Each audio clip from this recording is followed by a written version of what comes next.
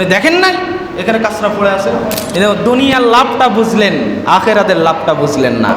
আল্লাহ রাব্বুল আলামিন বলতেছেন, ওয়াতাহহির বাইতিয়া লিত-তাইফিনা ওয়াল কাইমিনা ওয়ার রুকআইস সুজুদ।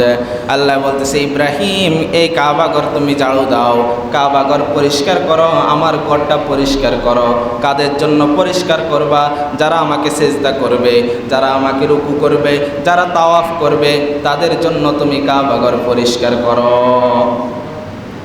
উনি নবী হয়ে ঘর ঝাড়ু দিলেন, উনি নবী হয়ে মসজিদ ঝাড়ু দিলেন, কাবা ঘর ঝাড়ু দিলেন। কিন্তু আমরা মসজিদে আসলে আমরা মসজিদ ঝাড়ু দিই নাকি? এটা তো আমার স্টেজের সাথে যায় না, আমার ক্ষমতার সাথে যায় আমি মসজিদ ঝাড়ু দিব? আমার বাপসাপ তো আলাদা। একটু কাসরা মসজিদে দেখলে খাদেম সাহেবকে রাখে, খাদেম সাহেব দেখেন নাই এখানে কাসরা পড়ে আছে? এভাবে দমক দিয়ে বলে, আপনি দেখেন নাই এখানে কাসরা পড়ে আছে? খেয়াল রাখেন কি? এভাবে বলে না? বলে? এখানের মানুষ অনেক ভদ্র, তারা বলে না, বলে? আচ্ছা, মসজিদের কাসরা পরিষ্কার করলে সব না লস? সব।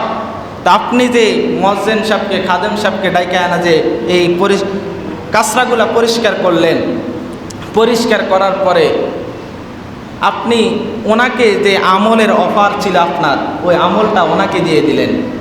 এখানে যদি একটা টাকার বান্ডিল পরে থাকলো, আপনি কোনোদিন বলতেন যে খাদেম সাহেব টাকার বান্ডিল এটা সরান না কেন? তখন তো নিজের পকেটে নিয়ে নিতেন। তখন তো আপনার লাভ ছিল। দুনিয়ার লাভটা বুঝলেন, আখিরাতের লাভটা বুঝলেন না।